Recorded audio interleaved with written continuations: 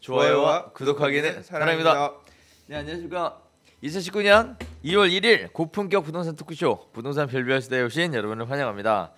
오늘은 다시 원래대로 앉았습니다. 네. 아, 저 자리가 좋은데. 제가 할 얘기가 없는 관계로 말에 부담이 없어서. 네. 네. 자, 오늘 첫 시간 한 주간의 부동산 이슈를 다뤄보는 별별 이슈 한번 진행을 해볼 텐데요. 일단 첫 번째 소식부터 전달해드리도록 하겠습니다. 15억 이상의 고가 아파트가 76%가 늘어나서 서울 아파트 공시 가격이 후폭풍 사정권에 집됐다. 즉 고가 아파트가 늘어나면서 종부세에 대한 과표가 올라가고 거기에 따라서 세부담이 엄청나게 늘어날 것이다. 그래서 4월에 발표가 되고 종부세가 부과가 되는 6월 시점에는 가격이 떨어질 것이다. 이런 식의 전망들이 나오고 있는데, 근데 종합부동산세는 12월 달에 통보되잖아요. 그렇죠. 과표는 6월 달에 잡혀서 재산세는 6월 달에 나와서 7월 9월에 내고, 그렇죠. 실제 이제 내년 이맘때는 아니구나.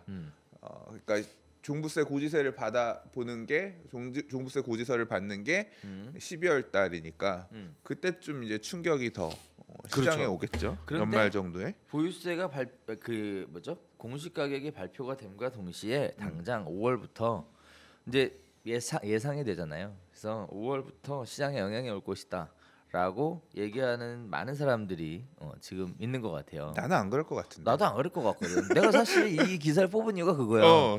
안 그러거든. 우리는 경험상. 아니, 예를 들어 돈 얼마 더 내라고 한다고 하더라도 그럼 이게 세금 일단 한번 내고 시장의 방향성을 보려고 하지. 어머나 세금이 너무 많아요 이러면서 덜덜덜덜 떨고, 그러니까 되게 불쾌하긴 하겠지만 그렇다고 해서 바로 그렇게 이 세금 보유세 늘어나는 부분이 가격 하락에 영향을 네. 미칠 것인가에 대해서는 우리 둘 다 회의적으로 보는 거죠. 올해는 그런데 내년에 또 이제 내년 상반기에 내년 초에 이런 식으로 또 공시 가격이 올라가는 부분이 계속되고, 야, 이 정권 하에서는 정말로 이렇게 계속 공시 가격이 올라가겠구나. 그럼 세금이 지속적으로 많이 늘어나겠다라고 하면 그때부터는 조금, 그러니까 적어도 한 1년 정도는 더 후에 얘기해봐야 될 이슈가 아니겠느냐 개인적으로 생각이 돼요. 저는 개인적으로 이런 생각이 좀 들어요. 지금 매수자들은 추가적으로 현재 실거래가, 최종 실거래가 또는 호가에 매수하고 싶은 생각이 없어요. 없죠. 네, 없어요. 매도자는 과거의 영광이죠. 과거의 영광, 실거래가라는 걸 정확하게 기억하고 있기 때문에 누구네 집이 얼마 팔렸는지 잘 알지. 그렇죠. 네. 그렇기 때문에 그거보다 더 싸게 팔고 싶은 생각은 또 없어요. 아니야. 그거는 사람마다 다르지만 옛날 고점만큼 받고 팔지는 못한다. 어느 정도 상승분을 반납하고 팔 생각도 있다. 왜냐하면 워낙 언론에서 많이들 얘기를 하고 당장 봐도 물어본 사람도 없다라고 하니까 그렇긴 한데, 또 그렇게 많이 낮춰서 매수자들이 원하는 수준으로, 보통 얘기해보면 매수자들이 원하는 수준은 어느 정도 선이냐 그러면 2017년 상승장이 시작되기 전 수준으로 내려와야지. 먼저 그 정도 얘기하니까 매도인들은 내가 좀 많이 먹었, 그 정도까지는 안 받을 생각 있긴 하지만 그 정도는 또 못 팔죠. 그러니까 이 간극이 너무 큰 거지. 2007년 얘기하는 사람도 있어요. 2007년이 좋은 데도 있어. 2007년도 아파트 가격이 지금보다 더 비싼 동네. 아, 그래요? 죄송합니다. 뜬금없는 얘기다. 네. 그래서 그렇게들 얘기들 참 많이 하시는데 보시는 것처럼 큰 변동은 없을 것으로 예상이 돼요. 그런데 한편으로 저는 개인적으로 이런 생각은 해요. 매도자들이 실제 과거의 그 가격보다 내려서 팔아야 되겠다라는 거에 대해 적극적으로 응대는 안 하거든요. 네. 그러니까 그렇게라도 팔 수 있겠다 이 생각은 해요. 그런데 그럴 가격에 진짜 팔겠냐에 대해서는 아직 퀘스천이에요. 아직 트리거가 없네. 그렇지. 네. 그게 없거든. 딱 트리거를 쏴줄게. 그게 5월이야. 그게 5월? 5월 달에 뭐가 있어요?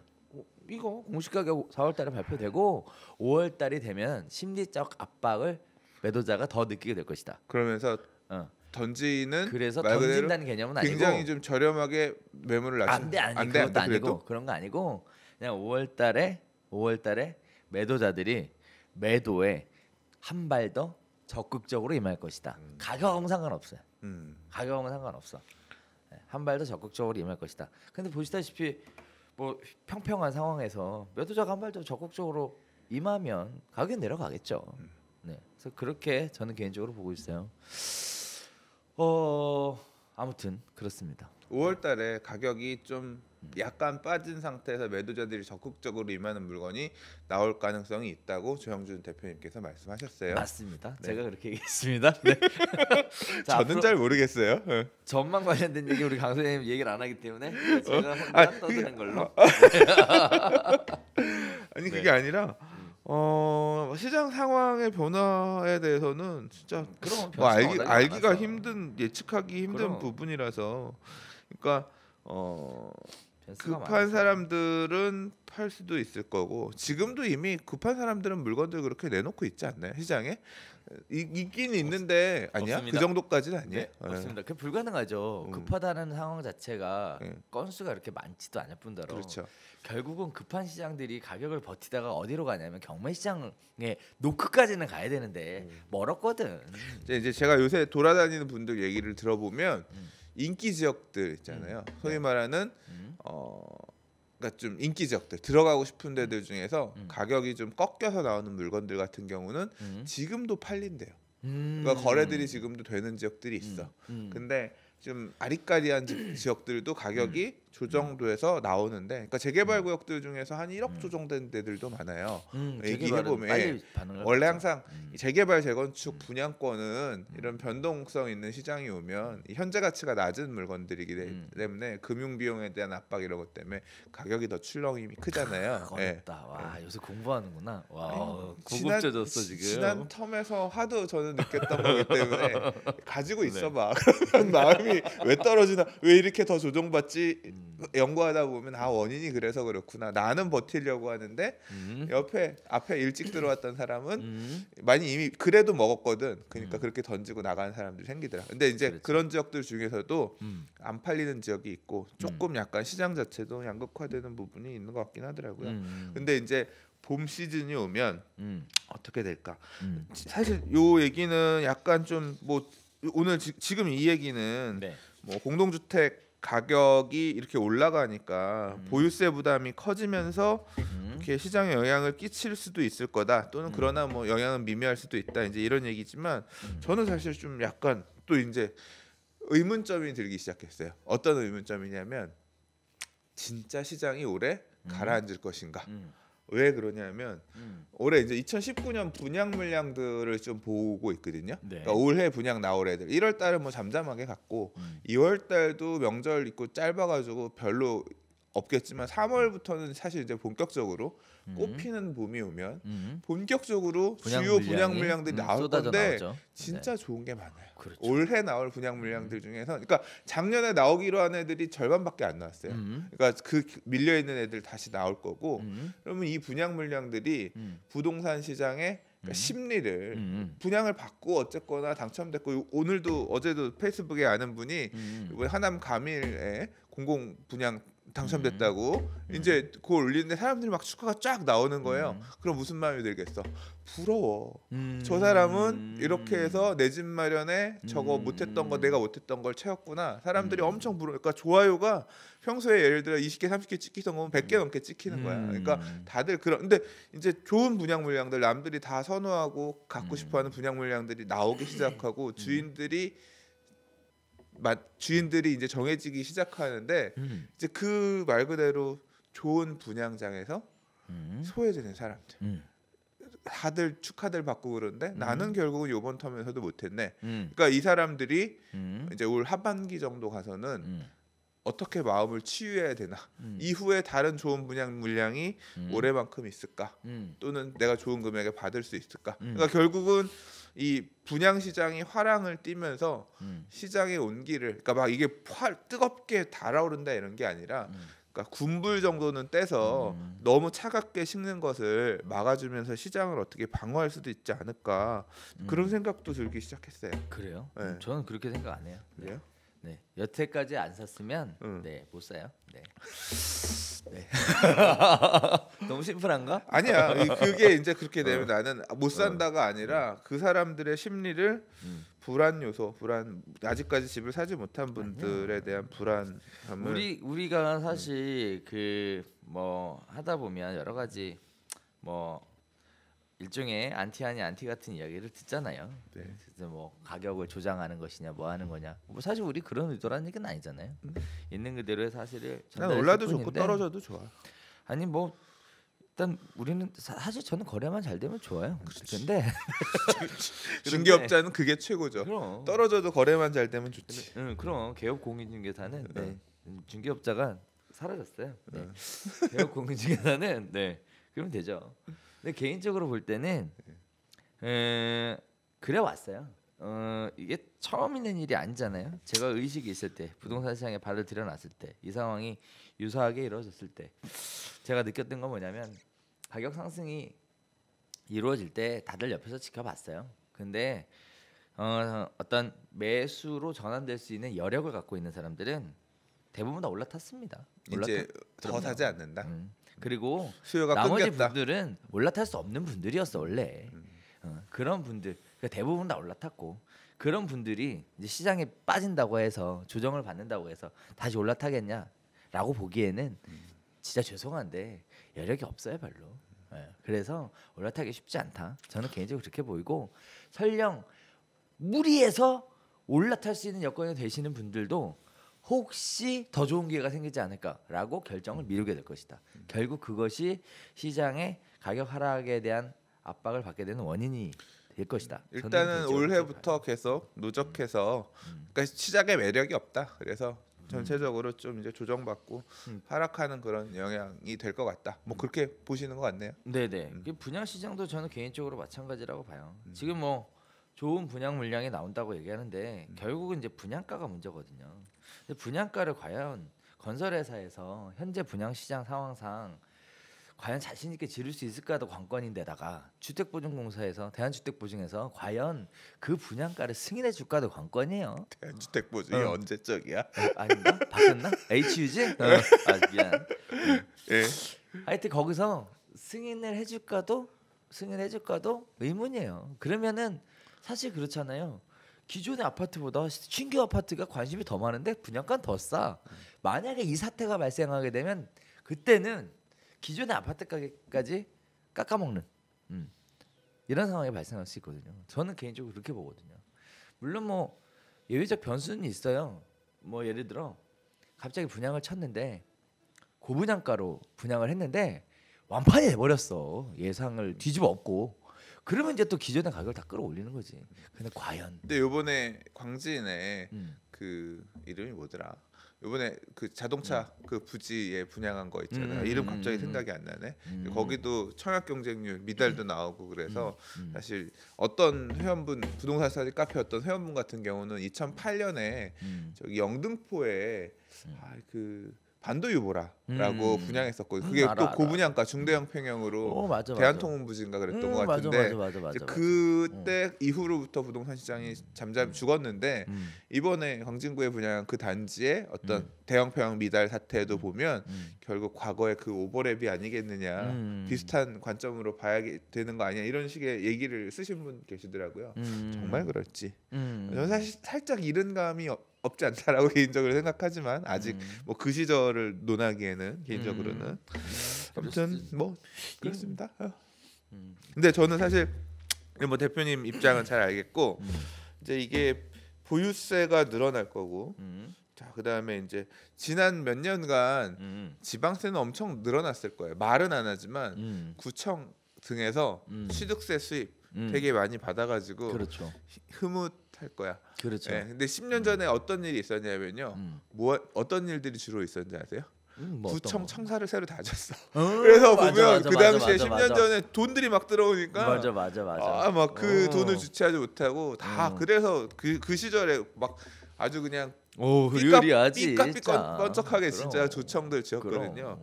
또 이제 이 들어온 재원들을 바탕으로 이 지방 정부들, 구청들이 또 어떤 걸 할까 궁금해요. 갑자기 재원이 많이 있을 거예요. 이제 보유세 같은 경우는 잠깐 들어온 돈이 아니라 그렇죠. 계속 들어오는 돈이잖아. 그러니까 이 늘어난 보유세를 가지고 뭐 무슨 변화가 있을까? 또 뭘 지을까? 이제 궁금합니다. 그것도 바라보는 새로운 관점이네. 정말 그랬어요 그때. 그래, 맞아, 그랬어. 구청 청사 다 새로졌어. 용산구청 설계도 보고 기절한 줄 알았어. 용산구청뿐만 아니라 그러니까 뭐 다 난리였는데 하여튼 그랬어요. 심지어는 뭐 인천 뭐 구청들도 뭐 와 진짜 대단하더라 진짜. 그런데 그 모든 걸 한 방에 눌러준 게 있잖아요. 리만 브라더스 사태요? 아니? 그럼 그 모든 걸 눌러준 거 세종청사. 아. 와 그건 뭐 거의 뭐 완전 뭐 예술이더만. 그죠? 되게 불편하대요. 불편하대. 네, 그러니까 그게 저는 세종청사가 보면 되게 웃겼던 게 뭐냐면 63 빌딩을 계속 누워가지고 이렇게 연결을 해놓은 것 같은 거야. 이 건물이 높지는 않은데 이렇게 연결돼가지고 건물이 낮게 길게 이렇게 막 연결되어 있잖아요. 그렇죠. 그래서 실제로 이제 부서 간에 이동을 할 때 너무 멀리 한참 다녀야 되니까 힘들다 그런 것 같더라고요. 그러니까 건물이 건축가들이 되게 이쁘게 설계했는데 효율 측면에서는 별로다. 되게 그런 비판들이 있는 것 같아요. 네. 네모 반듯하게 좀 업무 효율적으로 갈 수 있게끔 그 설계 관련해서도 또 그래서 말이 있고 했던 것 같아요. 개인적으로 그 일반적인 회사보다 편의시설이 잘 돼 있는 것 같다라는 생각도 좀 들었어요. 저는 뭐 공원도 나게 잘 갖춰져 있고 그다음에 뭐 산책을 할 수도 있고 뭐 좋더라고요. 일 안 하고 말이야. 그러나 서울이 최고입니다. 세금 받아서 말이야 산책하고 저는 그러면 서울이 좋아요. I love 서울. 그것도 마찬가지야. 서울주의자. 최고지. 네. 서울주의자. 죄송합니다. 그게 뭐래더라? 서울 세력권? 서울 세력권? 네. 그건 뭐예요? 어디에 집을 사야 됩니까? 그랬더니 서울 세력권에 사야 된다고. 이런 얘기들이 나오더라고요. 서울 세력권. 네. 아무튼 서울이 좋아요. 네. 사실 우리 그 뭐냐 가족들 이제 좀 먼 친척들이 수도권에 사는 친척들 있잖아요. 다 서울로 인서울 하시라고. 네. 말씀드렸어요. 네. 네. 인서울 해야지. 자, 이런 이야기와 함께 오늘 두 번째 이야기 한번 또 나눠보도록 하겠습니다. 헬리오시티는 지금 뭐 별로 상황이 안 좋은 곳으로 다들 알려지고 있는데요. 의외로 서초구의 전세 시장은 꿋꿋하게 잘 가고 있다라는 소식입니다. 서초구는 뭐 특별하게 이주가 한 5천 세대 대기하고 있고 그리고 또 대부분 다 전세를 이전을 하지 않고 연장 계약으로 눌러 앉아서 중개업소들 얘기해 보면 그 얘기 되게 많이 하세요. 전세를 옮기지도 않고 올려주고 또는 사실 올려줄 필요가 별로 없으니까 그냥 눌러 앉아서 재계약해서 사시는 분들이 되게 많다고 하더라고요. 그래서 줄 것 같아요. 그러니까 그래서 나가질 않아. 매매가 안 돌면 전세라도 돌아야 되는데 전세도 안 돈다고 그런 얘기들을 공통적으로 하시더라고요. 그러니까 이게 딱 그렇잖아요. 서초구, 강남구, 송파구 아니야. 네. 송파구의 블랙홀이 강남구까지는 빨아들이는데 서초구까지 못 오는 거예요. 원래 서초랑 송파는 되게 갭이 커요. 그러니까 생활권도 다르고 익숙하지 않아요. 저 어릴 때 이제 서초동 살았고 오 부자다. 와 서초동. 서초동에 빌라, 연립주택 빌라 이런 데 살았는데 살면서 잠실에 롯데월드 있고 있다라고 하면 같은 동네 금방 갈 수 있는 동네 아마 지하철역으로 5개인가 6개 정도일 거예요. 근데 그렇게 인식을 하지 않고 그냥 먼 동네 그 정도로 인식을 했었거든요. 맞아. 이제 어른이 돼서는 그렇게 멀지 않다라고 느끼지만 과거에는 절대 같은 생활권 딱 최대한 심리적으로 갈 수 있는 위치 따지면 개포동도 아니고요. 서초에서 볼 때는 역삼동 수준 많이 가면 선릉 정도 삼성까지도 우리 동네 아니고 완전 먼 동네지 그런 느낌이었거든요. 거기서 잠시 그러니까 실제로도 이렇게 학군이건 뭐건 이런 게 생활권을 좀 바꿔서 가는 그런 의미거든요. 맞아요. 그러니까 영향이 좀 다르게 움직일 수밖에 없죠. 맞아요. 네. 맞아요. 사실 이제 서초에 영향을 끼칠 수 있을 만한 지역이 어디냐면 동작의 세입 아파트 왜냐하면 서초 바로 옆이 동작이기 그렇죠, 때문에 그렇죠. 동작의 새 아파트 입주 물량들이 있었는데 제가 지난주에 동작구에 이제 신규 입주한 뭐 그 흑성 뉴타운의 아크로 리버하임이랑 그다음에 롯데캐슬 에디포레 쪽 가서 이제 부동산 사장님 얘기 좀 하고 왔는데 전세 끝났어 이러는 거예요.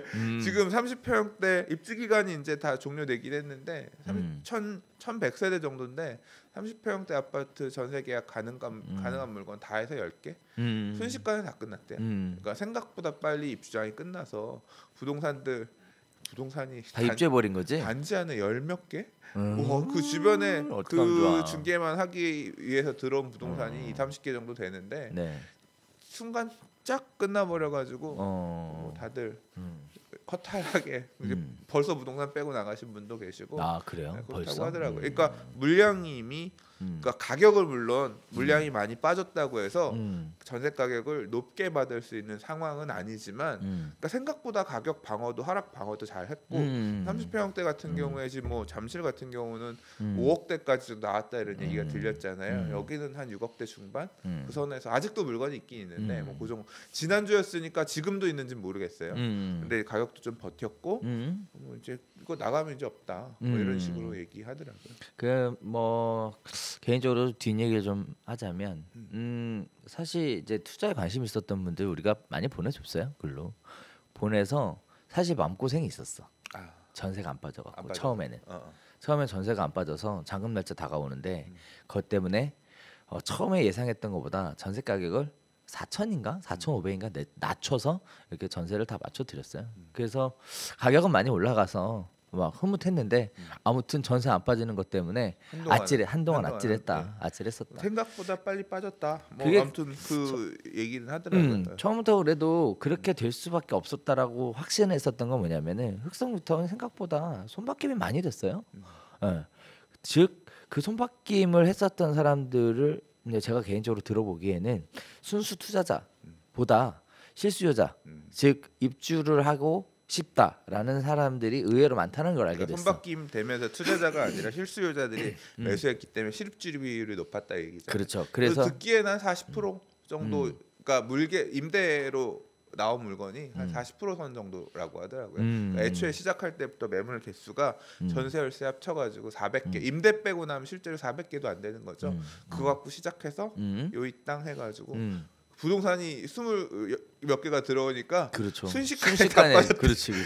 부동산 얼마 하나당 안 되니까 몇 개만 써도 끝나는 거야. 그렇게 됐다고 하더라고요. 그리고 이제 또 하나 재밌게 느껴지는 것 중에 하나는 동작구의 입주 물량이 이렇게 터졌어요. 그러면 이제 서초구의 사람들이 동작구로 갈 것이냐에 대해서 가요. 전세는 에 대해서 우리가 여러 가지 생각을 해봤는데 전세만 가더라고. 전세는 매매는 가요. 안 가. 그것도 알아야 돼.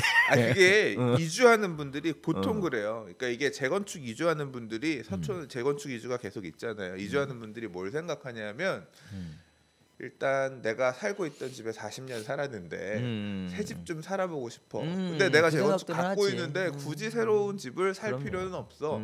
전세로 새 아파트 가서 이주해서 살다가 지어지면 돌아오자 이런 마음으로 이제 강 건너도 생각해보고 그래서 실제 용산으로 넘어가시는 분도 계시고 일부는 이제 강 남쪽으로 가시는 분도 계시고 근데 이제 동작도 바로 옆이고 생활권 친구들 뭐 너무 멀지 지하철 한 두세 개 정도니까 이제 그렇게 왔다가 가시는 그런 수요 임대로 주로 넘어왔다 가시는 수요 정도가 있는 거죠. 그래서 근데 아무튼 그쪽이 채워지면서 서초 같은 경우는 상대적으로 입주 물량이 많지 않아서 전세 가격이 다시 하락폭이 줄면서 반등하는 모양새인 것 같고 송파는 헬리시티 입주 물량 끝날 때까지는 그렇죠. 그리고 강남도 지금 떨어지고 있는 이유는 이제 개포가 시작되잖아요. 그렇죠. 개포 블레스티지랑 블레스티지 지지난주인가요? 그 지난주였나? 사전 점검했고. 그랬구나. 이제 또 이어서 3단지 DH 하나 LG도 할 거고. 그러니까 물량들이 좀 나오기 시작하니까 강남 쪽도 전세 가격이 계속 떨어지겠네. 강남에 살아보겠다 생각하신 분들은 지금이 기회가 될 수도 있겠네요. 물량들 있을 때 물량들이 있고 가격도 좀 내려가고 있을 때 지금쯤 강남에 한번 살아보시는 것도 괜찮을 것 같아요. 왜 살아봐야 왜 사람들이 강남 하는가에 대해서도 한번 느껴볼 수 있을 것 같습니다. 뭐 딴 세상 이야기 같다라고 하시는 분들도 굉장히 많은데 사실 우리 강 소장님은 뭐 강남에 살아보셨잖아요. 서초동에. 아, 저는 그죠? 이렇게 좋은 집에 살았던 저는 게 안 아니기 살아봐가지고 아니 저는 이런 강남의 아파트 살아보지 않았어요. 네. 그랬기 때문에 뭐 얼마나 좋은지는 잘 모르지만 네. 동경하는 건 있죠 저도. 근데 저는 이 가서 유지하고 버틸 자신이 네. 없어서 여러 가지로 그러니까 딱 그런 거죠. 이게 좀 어떻게 보면 열등감인데 계속 비교되면서 살아야 되는 것 같아가지고 왜 살 수 있잖아요. 살 수 있는 게 아니라 별로 내가 가서 행복하지 않을 것 같아. 행복하지 않을 것 같아. 저는 지금 살고 있는 데가 좋아요. 너무 좋아요. 그럼요. 그게 저기 뭐냐 옛말에도 있잖아요. 무리하면 안 돼요.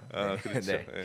그래서 자기한테 맞는 지역이 좋죠. 네. 하여튼 뭐 지금 현재 사시는 곳도 뭐 좋은 곳이니까 거기에 만족하는 걸로 네 이렇게 정리 한번 해보도록 하겠습니다. 네. 자 오늘 세 번째 이야기 한번 나눠볼 텐데요. 부동산 거래가 안 되는 이유 중에 하나가 이제 세금 폭탄 때문에 팔고 싶어도 팔지 못하는 다주택자들에 대한 이야기인데요. 그래서 버티기를 하려고 하시는 분들은 이제 증여나 임대사업 등록을 선택을 많이 하시고 팔자라고 생각하시는 분들은 이제 지방에 있는 주택부터 매각을 하는 쪽으로 바닥을 잡으신 것 같고 그 다음에 그 두 가지 상황에 맞물리다 보니까 결국 또 똘똘한 한 채가 남는 거 아니냐라는 이야기가 계속 가속화돼서 나오고 있는데 사실 얼마 전에 이제 세무사들이랑 만남이 있어서 만나서 물어봤더니 실제 증여 많대요. 실제로 증여로 해서 넘기는데 이제 증여 수중 그러니까 증여를 받는 사람 있죠? 증여를 받는 사람 입장에서 세금은 자기 돈으로 내야 되잖아요. 그게 안 되니까 부동산 증여 한 번, 현금 증여 한 번, 증여세 양쪽으로 양쪽으로 내시더라고요. 네. 그래서 증여들 많이 하신다고 하네요 지금. 그래서 그렇게 하는 거 보면 임대사업자 등록이 아니라 증여라는 방식을 선택하는 거 보면 무섭긴 무서운가 봐요.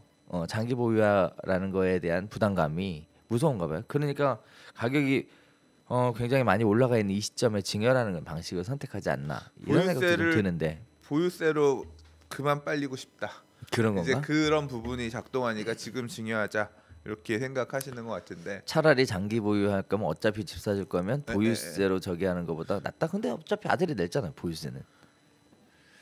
아들이 왜 보유세를 내요? 자식이 소유자가 내야지. 증여 받았으니까. 증여 받으면 이제 그때부터는 자식이 네. 내는 거죠. 그러니까 언제 증여를 할 거냐의 타이밍도 되게 중요한데 항상 이게 그런 것 같아요. 증여는 쌀 때, 그러니까 증여는 부동산 경기가 좋지 않을 때 한다.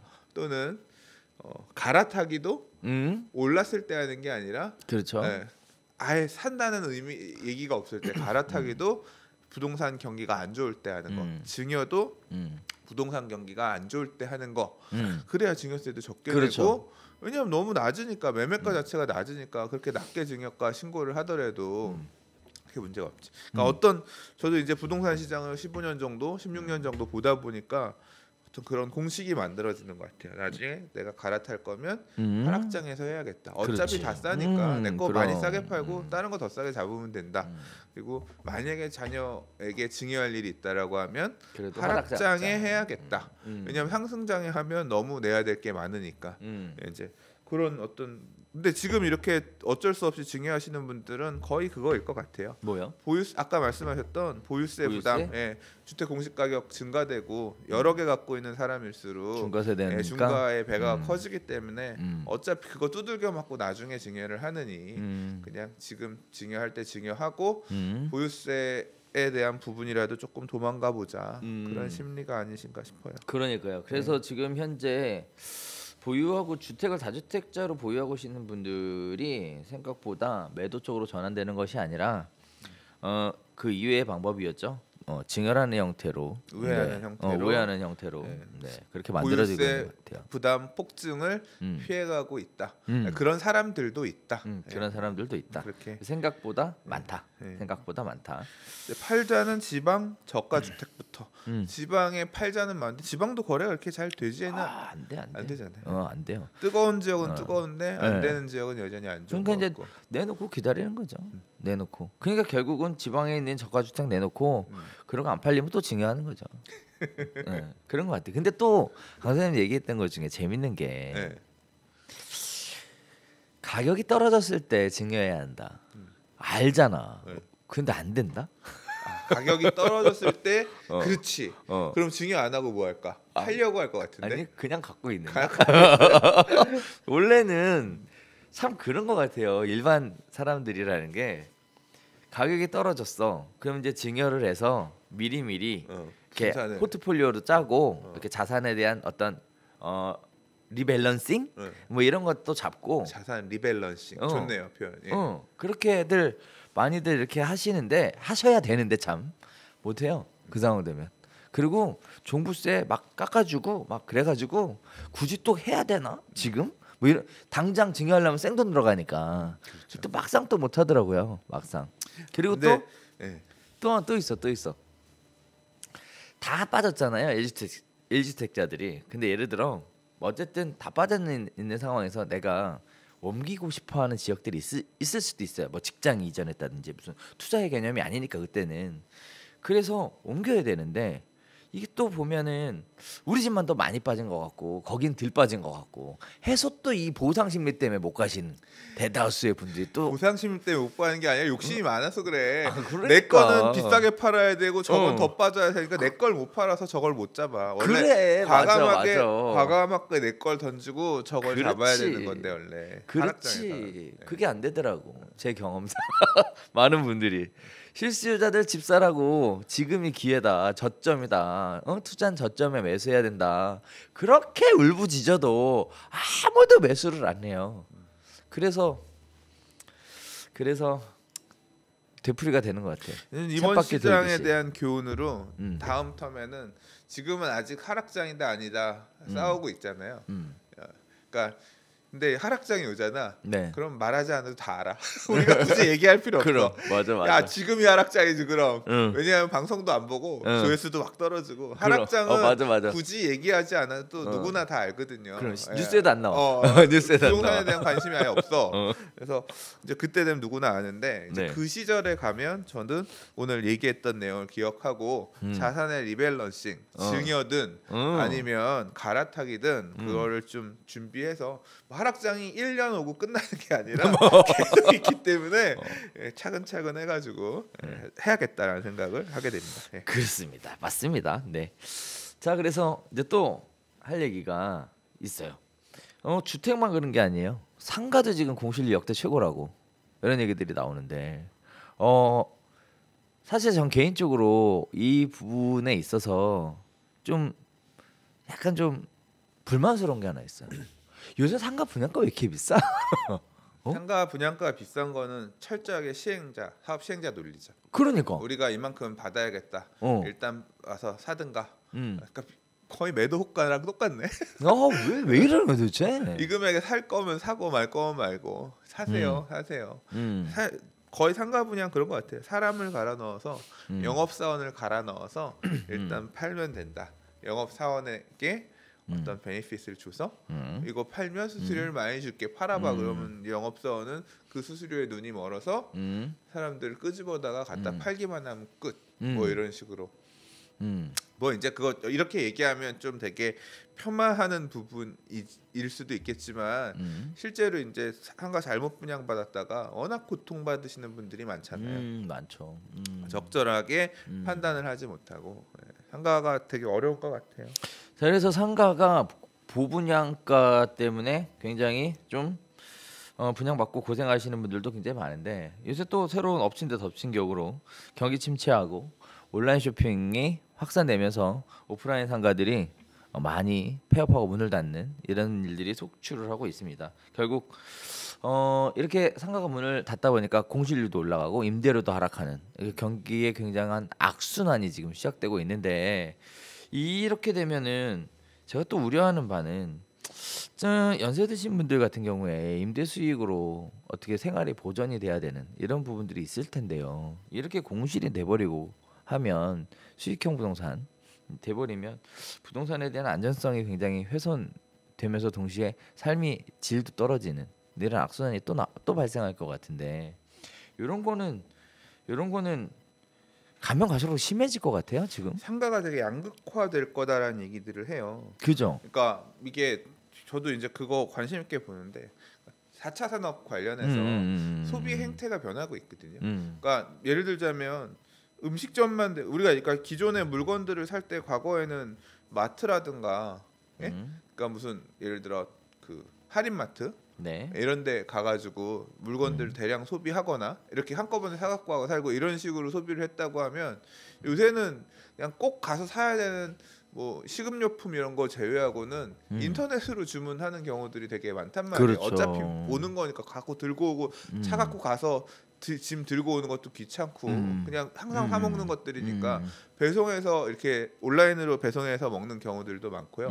특히 이제 또 먹는 거 같은 경우도 식재료 같은 경우는 요새 이제 새로운 스타트업들 뭐에서 그런 다음날 오늘 밤에 주문하면 다음날 아침에 새벽에 문 앞에 이렇게 배달되는 이제 그런 서비스들도 나오고 있고 맞아 새벽 배송 바뀌고 서비스 있거든요. 그래서 이제 사실은 유통 업체들도 보면 결국 오프라인 매출이 앞으로 장기적으로 줄어들 거고 온라인 매출이 늘어날 거다라고 해서 뭐 이제 토지 하시는 분들 같은 경우는 보니까 디벨로퍼들 이런 분들은 물류부지들 이런 거에 대한 관심 되게 많이 보고 계시는 것 같고, 그러니까 이 소비의 행태 변화에 따라서 그거에 연관되는 부동산의 행태 변화를 되게 연구하시는 현업에 계신 분들도 되게 많아요. 그 얘기들도 되게 많고 그렇게 지금 이쪽도 변하고 있는 거고, 또 하나는 뭐냐면 과거에는 우리가 밥을 가서 그러니까 예를 들어 뭐 외식을 한다라고 하면 가서 먹는 경우가 많았잖아요. 그렇죠. 근데 요새는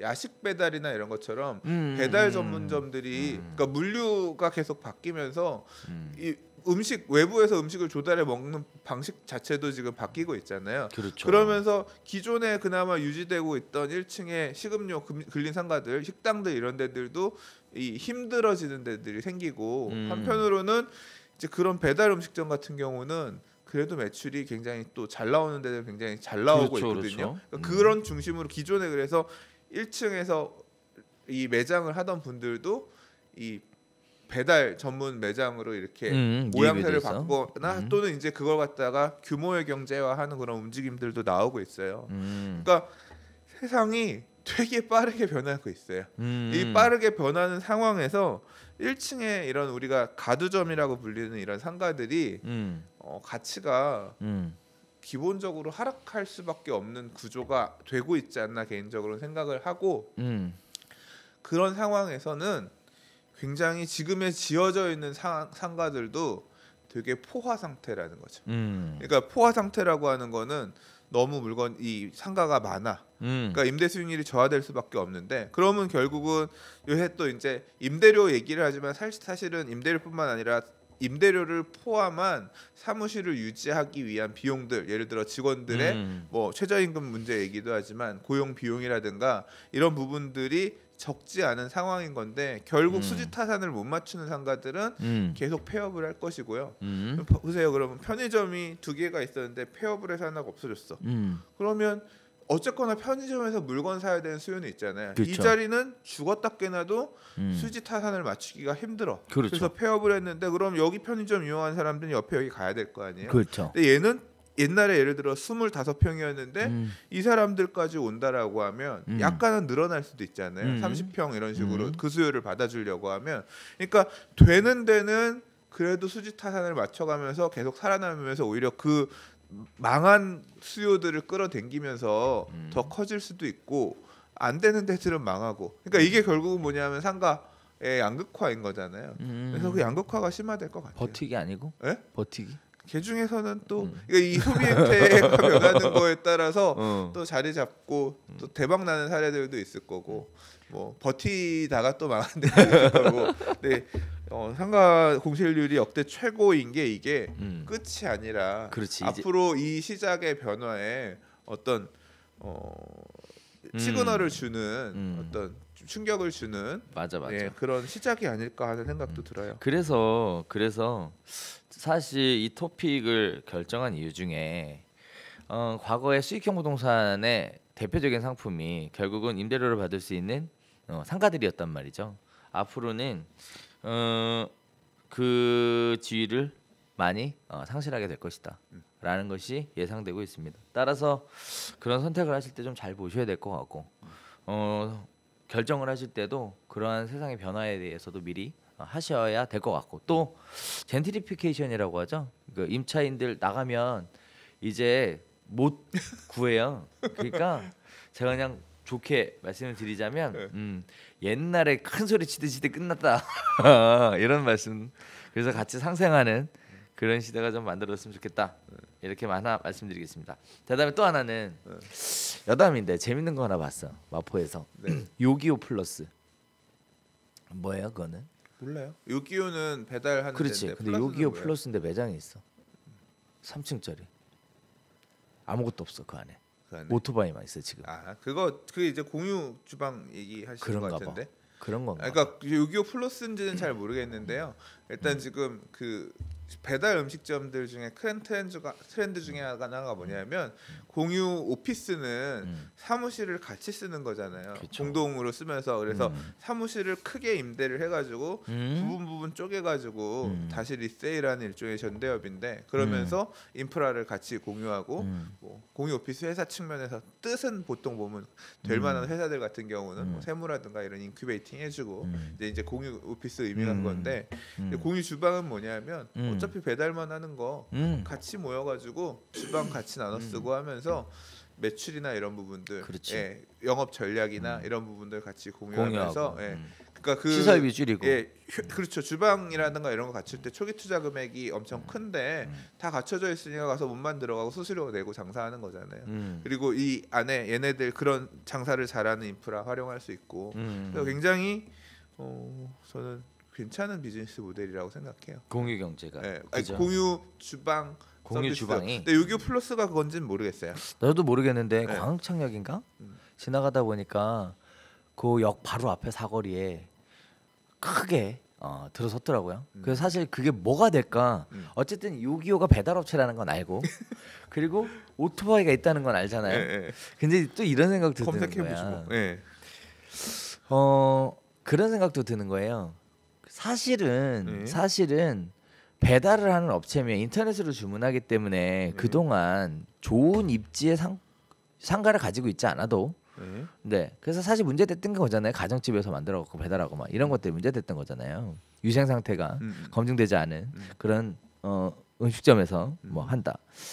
다시 얘기하면 굳이 입지가 그렇게 사거리 코너에 좋은 자리가 아니어도 될 것 같은데 굳이 거기다가 그렇게 크게 번듯하게 만들어 놓은 거는 일종의 안테나샵 내지는 어떤 쇼룸 뭐 일종의 이런 시작으로 이런 생각으로 시작하지 않았나라는 생각이 좀 들면서 이렇게 적극적으로 행보를 보이는 거 보면 이 공유 경제에 대한 부분이 식당 쪽으로 굉장히 요식업 쪽으로 굉장히 크게 좀 커질 것 같다라는 한편으로 좋으면 한편으로는 불안한. 그러니까 한쪽은 그 시장 세상의 변화에 적응하지 못하는 어떤 그런 시장 참여자들은 계속 안 좋아지는 거고 그 새로운 시장을 개척해가지고 먼저 가서 선점해놓고 깃발 꽂는 사람은 그 중에서 살아남으면 또 시장을 다 차지하는 시장 메이크